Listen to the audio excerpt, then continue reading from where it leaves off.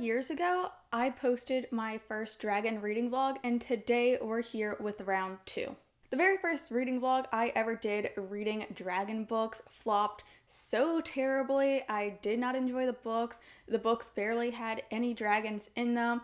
I'm not going to tell you to go watch that video because that video was 4 years ago and 18-year-old me had no clue what I was doing. But today I have 3 new dragon books that I have been wanting to read, so I'm gonna vlog me reading them. Hopefully they actually had dragons in them and it actually is a dragon vlog. But these are the 3 books that I'm going to be reading. Let's go through them and talk about them. So the very first book is To Shape a Dragon's Breath, and this one has been on my radar since Fourth Wing came out because everyone has been comparing these books to each other. This is supposedly Fourth Wing, but more diverse. It is written by an Indigenous author with Indigenous characters at the forefront, and I believe it follows our main character who finds a dragon and is then sent away to dragon school. So sort of like Fourth Wing in the fact that there is a dragon school, academy, whatever you want to call it.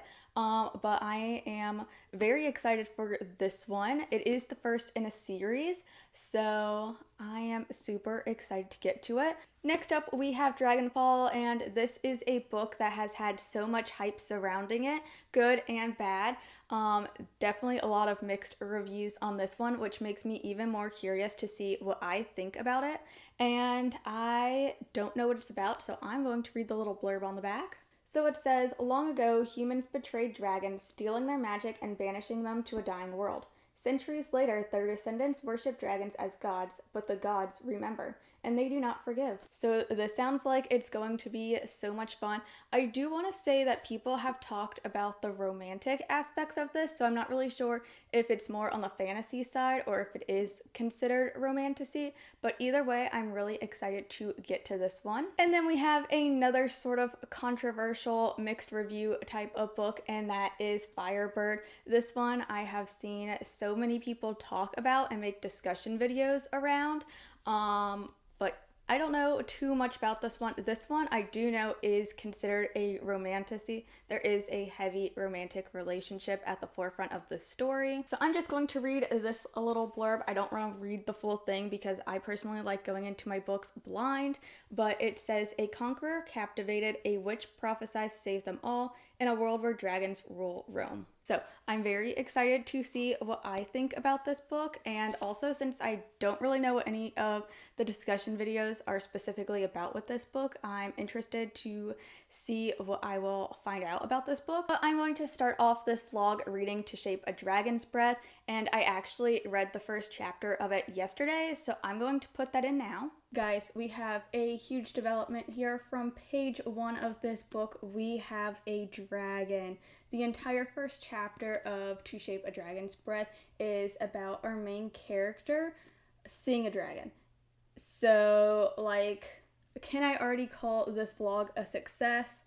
Maybe. It definitely beats out my previous vlog because dragons. We have dragons, guys. So from this first chapter, we meet our main character, Moniquill, and she is out on a canoe when she spots this dragon, and her brother end up going back to their town, and she has to, tell her parents about seeing this dragon, and that is basically what the first chapter of this book is about. And she is describing this dragon on the cover, which is also very exciting.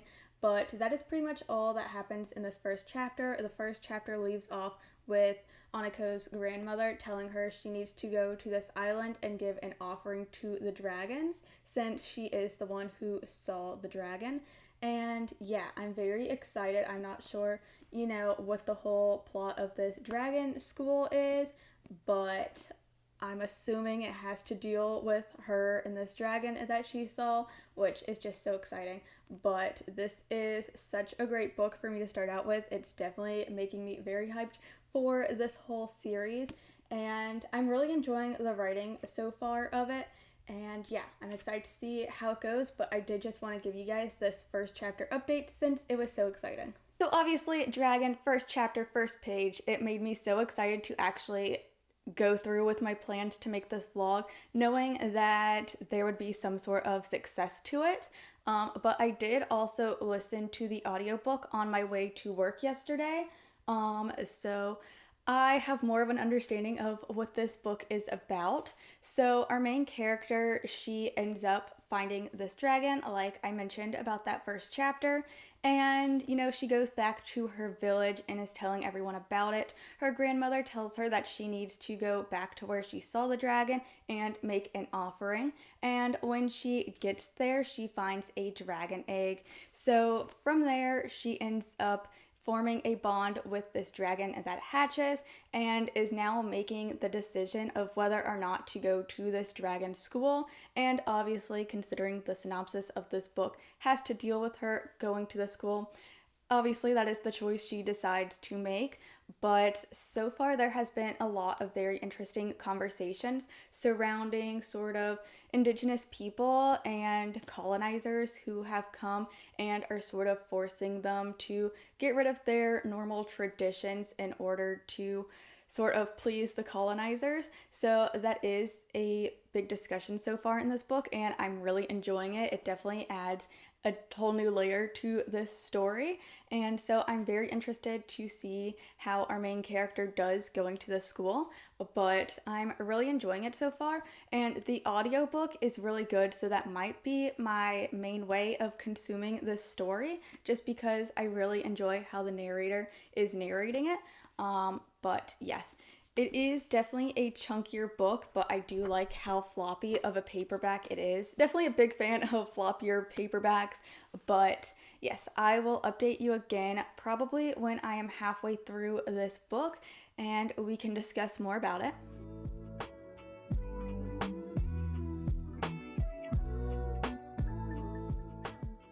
I'm a little over halfway through To Shape a Dragon's Breath, and I am really enjoying it so far. I will say it was a very slow start, but now that we're getting more into the story, I am really enjoying it. There is a really cute friendship group that's happening that I'm really excited to see where it goes. But yes, I am definitely enjoying this book. It is very dragon focused, which I'm also very happy about.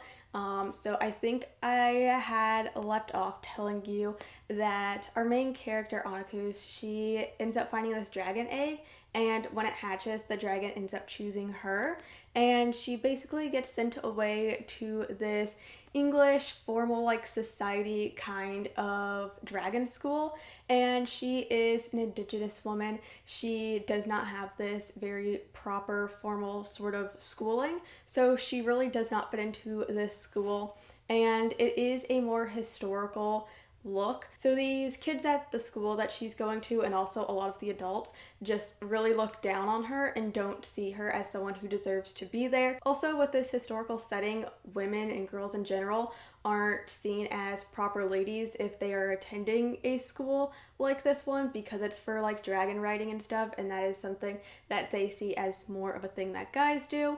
So she has a lot going against her at this school. She's struggling a lot, but again, she is making this very unlikely friendship group that I think is really cute. And yeah, it has so much to deal with dragons. All of the characters who go to the school have dragons that are basically like a pet. So all of the dragons who are small enough, they're just carrying them around. They're just walking. It kind of reminds me of Pokemon, where you're playing the games and you just have one following after you. That's sort of the vibe of this book and how they interact with the dragons. Just having them on their lap, petting them, all of this great stuff.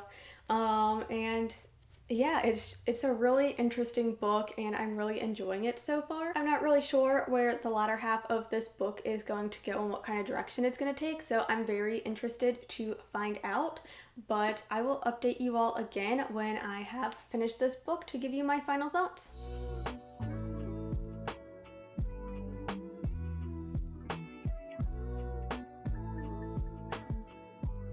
So I have finished To Shape a Dragon's Breath, and I have some thoughts and feelings. So first of all, I do want to say that I appreciate all of the representation that this book has to offer. This book is following an indigenous main character who is queer, and somewhere in this book she is attempting to get into a polyamorous relationship. There's not really any set in stone thing, and it definitely is more of like a slow burn a kind of thing. So this book doesn't necessarily have the representation in it, but sort of the beginnings of it. But I do just want to highlight that. However, this book is just very slow, kind of dense, and there's not too much of a plot. I kept waiting and waiting. There's so much like tension and build up in this book, but there wasn't any payoff. The ending, there wasn't any payoff. It's just a book about our main character who is in this dragon school to learn how to shape a dragon's breath, and there's like a lot of tension in that. It's set back in the old times where the English are colonizing America, and they want the indigenous people to sort of assimilate, and that's a lot of what this book is. It also has a lot of sexism in it because, again, set back in the old days, women were not respected, and so our main character just has a lot against her. She does have a friendship group that sort of forms, but at the same time there's so much tension because her friends also want her to change. So there's sort of the beginnings of some sort of happiness in this book, but not a lot. And that's pretty much just what this book is our main character going to class, dealing with all of this racism, sexism, and just having to deal with it. She's also has a lot of threats against her life and her dragon's life just because people do not like that she is an indigenous woman who got into this prestigious dragon academy. People like aren't happy about that, so there are a lot of threats. And there's like so much tension, so much build up, and yet there's not really any plot. Nothing really happens in this book. It doesn't exactly have some explosive ending. This is the first in a series. I could not tell you what the plot is or what would happen in the second book because I truly do not know, which is so sad because I really appreciate what this book was trying to do. I need a little bit more plot. I'm definitely not necessarily a vibes kind of reader, and I feel like that is what this one is just if you want a fantasy book with commentary. There is dragons, so like it does fulfill the whole purpose of this vlog. However, sadly, I wanted a little something more. Also, maybe a little more dragons and less sitting in a classroom all day because she doesn't really do anything with her dragons until like the very end. And I don't know. I'm going to give this book a 2.5 star rating. Again, I really appreciate what it did. It just didn't necessarily work plot-wise for me. And yeah, sadly, it's getting a 2.5 star read. But we are moving on to the next one.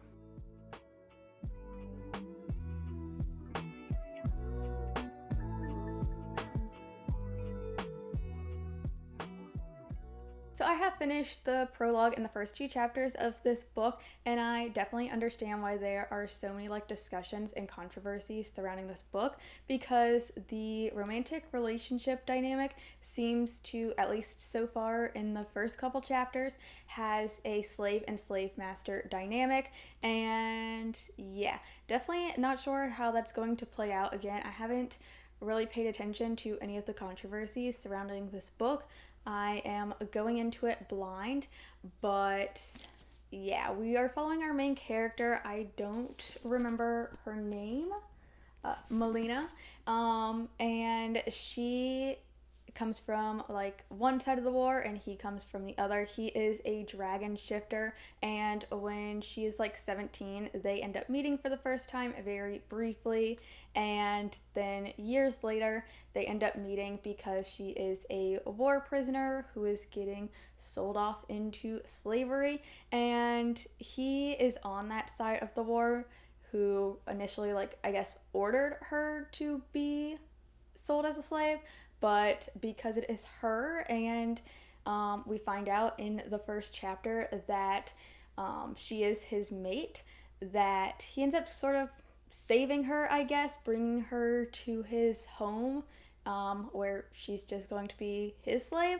So not sure how that's going to play out. Definitely unsure how I'm going to feel about this one. I will continue reading, but depending on how that dynamic plays out, I might just end up DNFing this one.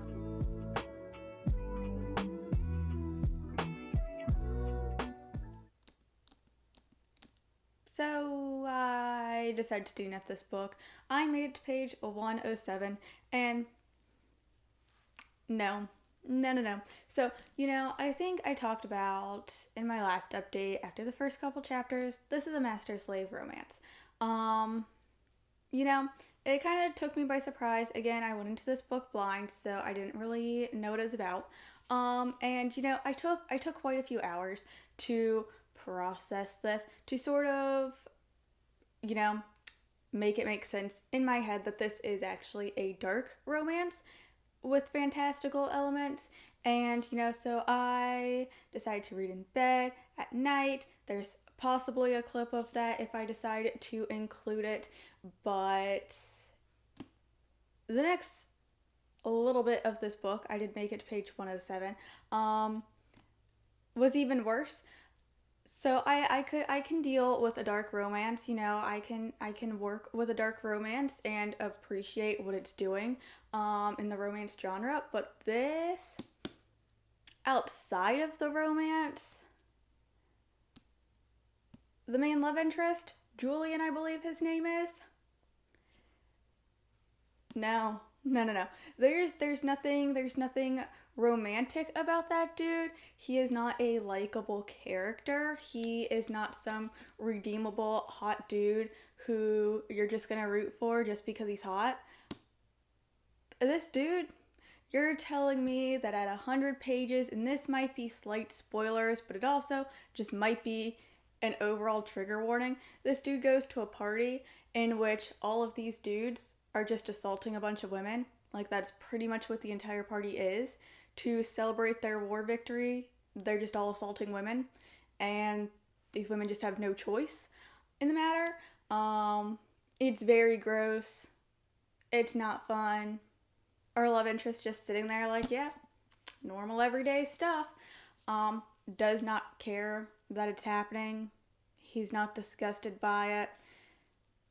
He's just there watching everything happen. And I never finished that chapter or that scene because it was way too graphic for me.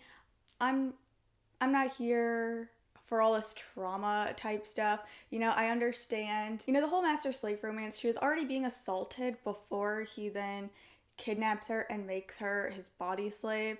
And if that wanted to just stick to the romance and have them fall in love with each other, that's fine. Making it the entire world being that women just have no control or choice over their own body and men can just do whatever they want to them, it was just gross. It was just graphic. Again, the love interest himself just had no care in the world that any of this was happening, and in my mind that just makes him really irredeemable. And I'm not going to continue in with this book because I did end up checking out some reviews and this book just doesn't get better. So yeah, I would not call this a romance because I feel like you actually have to root for the characters to be together, and I'm not rooting for this dude in any slight form. I don't like the world. It takes place in like old Roman times. Like, I don't know. This book maybe could have been good if some choices were changed, like as just like a fantasy world where these two sides are at war, there's dragons. I feel like it's a pretty common fantasy type of trope. But all the other things in this book, no. So I'm DNFing this one. That's a given. I'm not going to force myself to continue reading this book. It was terrible. Like, no irredeemable qualities to it. So yeah, I would say I'm sadly DNFing it, but I'm very glad I'm DNFing it. I really do not want to read this, but it is sad that 2 out of the 3 dragon books that I decided to read for this vlog are kind of flops. So I have read the first chapter of Dragonfall and I am very hopeful for this one. I am really enjoying the writing style, and after the first chapter it left me very intrigued to see how the story goes. But in this first chapter we meet Everend, and he is a dragon. He's sort of telling this in like a story kind of way, but he is the last male dragon and he has a prophecy, I believe, to save the rest of the dragons, because it talks about how like all the other dragons are in despair. So I believe that he's prophesized to like save them, but it hasn't gone too much into that. But he ends up going through a rift, I believe, into the human world, and that is where he meets, I'm assuming, our love interest. And yeah, I'm very intrigued by this one. I'm very hopeful. Hopefully we have a little bit of a better read, but I am very excited, and I will update you guys again when I am halfway through it.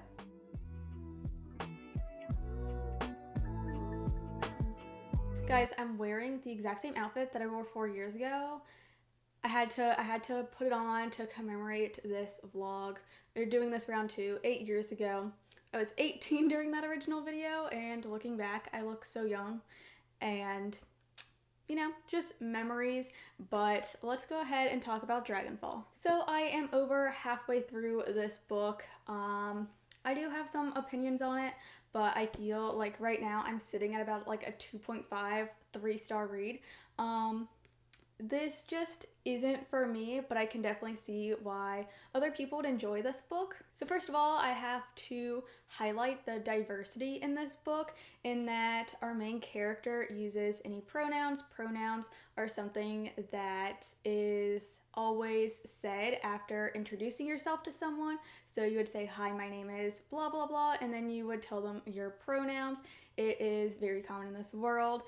They do have some discussions about how they live in sort of a more accepting city in this world than some of the other places that we don't even see in this world, but I did like that inclusion and that discussion. And our main character, Arcady, uses any pronouns, which I really enjoy.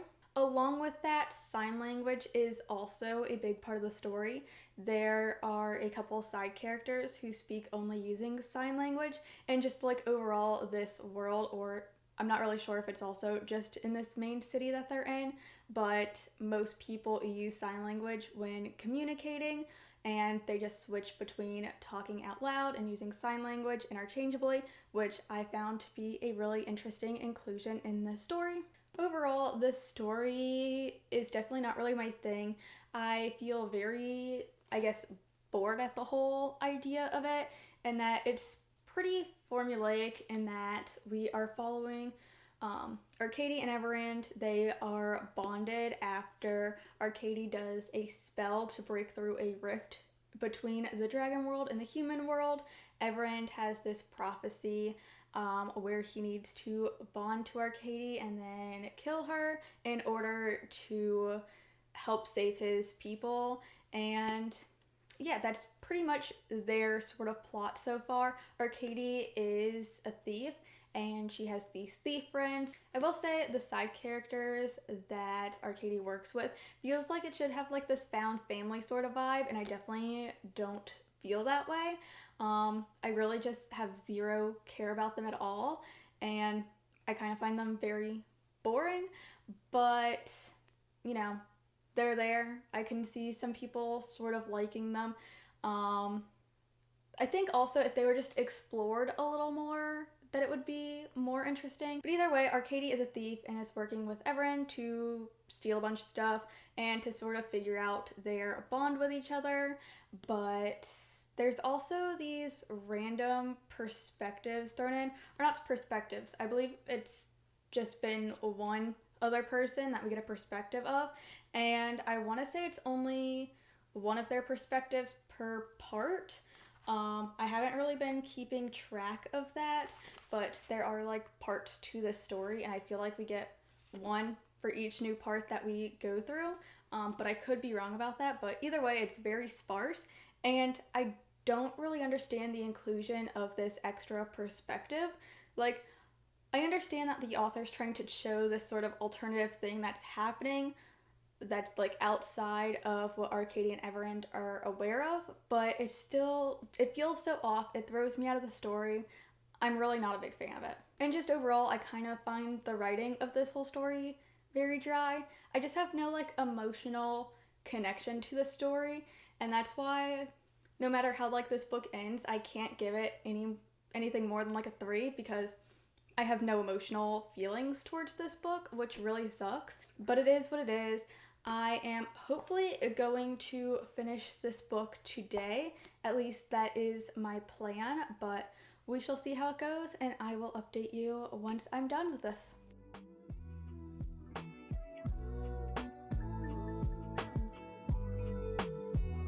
So it is about 2 hours later, and I have in fact finished Dragonfall.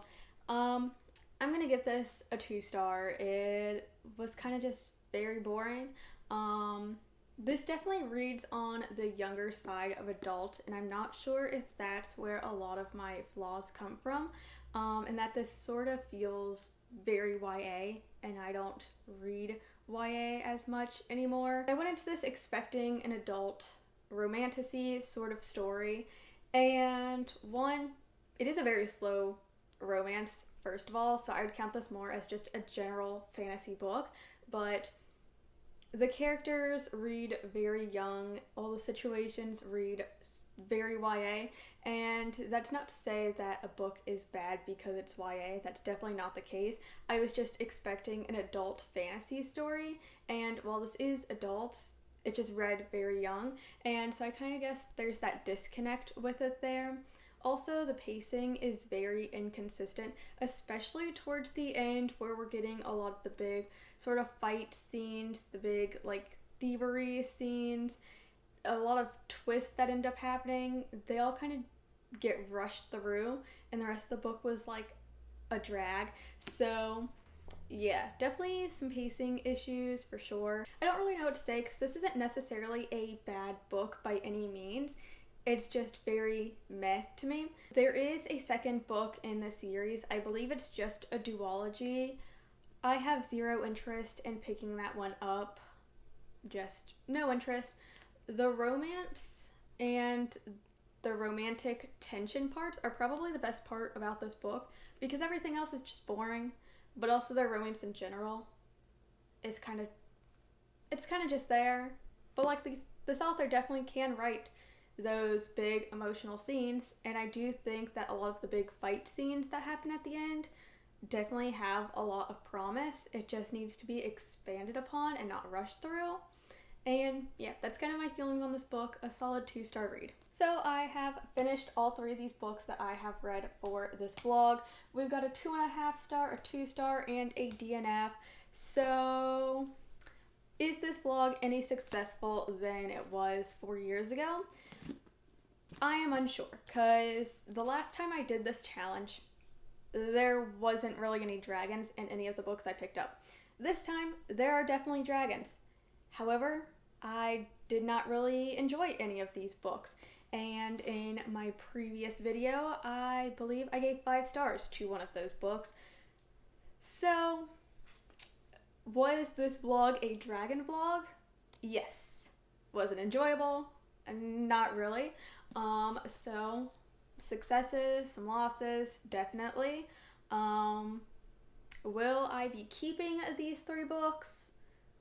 Probably not. I will probably end up getting rid of these books at some point. I usually do an end of the year unhaul, so these books will most likely be in that video. Either way, those books are done, they're read, the vlog is done, everything's done. Hopefully the next book that I pick up will actually be 5 stars because I need something good going on. But thank you guys so much for watching this video. Tell me if you have any dragon books that you would recommend that you actually enjoy. And yeah, thank you guys so much for watching this video. If you enjoyed it, don't forget to leave a like, subscribe, comment whatever you feel like commenting, and I will see you on the next one. Bye!